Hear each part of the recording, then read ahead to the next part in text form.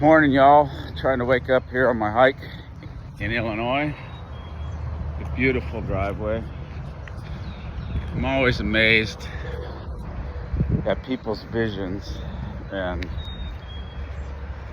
how they came about to set up the property this way. It's just amazing, incredibly beautiful. And I know for me, and I know I have a little bit of ADHD, things like that, but I just get kind of overwhelmed, like, well, maybe I could do it this way, maybe I could do it that way, and then twist it, turn it, flip it, and on and on and on and on. And I'm just curious, do any of you have that problem making those decisions? And I'm now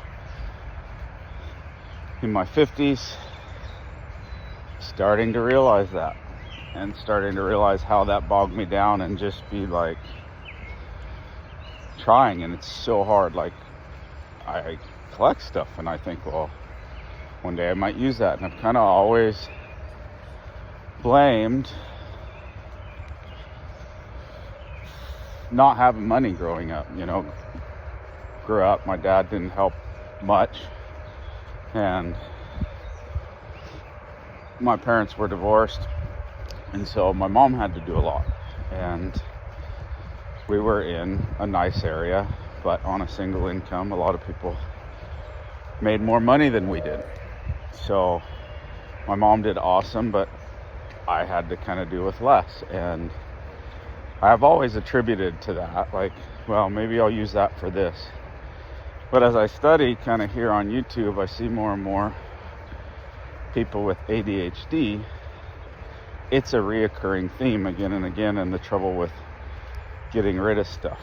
And that's interesting to me, because I have the same problem. And there's this saying, out of sight, out of mind.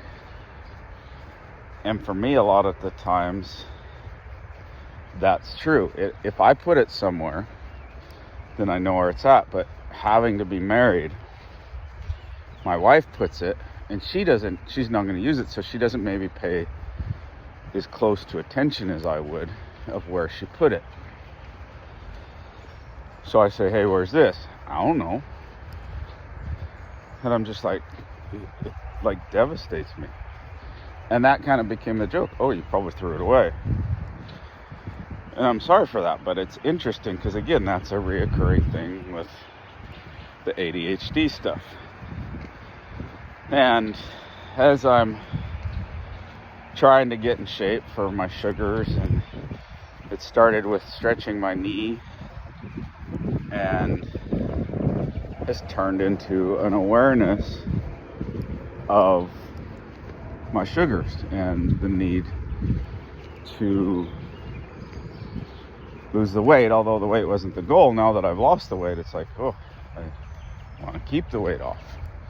So it's that's where it's nice. I know when we built our place, I'm kind of glad we had trouble getting acceptance for planning and zoning, because it gave us time to think some more and change it. And it's no way how we started to set it out. But now living in it, I don't know, 30 years of living there, there's things I would have done different, of course. My dad had the main say. But for the most part, it's set up pretty good for where it is. So, I think it's sometimes easy as you go step by step by step, but to have that entire vision at once just sort of my brain.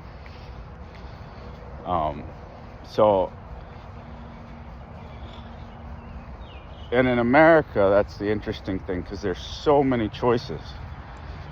You go to the grocery store, there's a billion choices, and in Europe, it's much more simple with that. And I wonder if sometimes all the choices and all the things we have, all the different types of clinics and all the different types of people, don't somehow get in our way.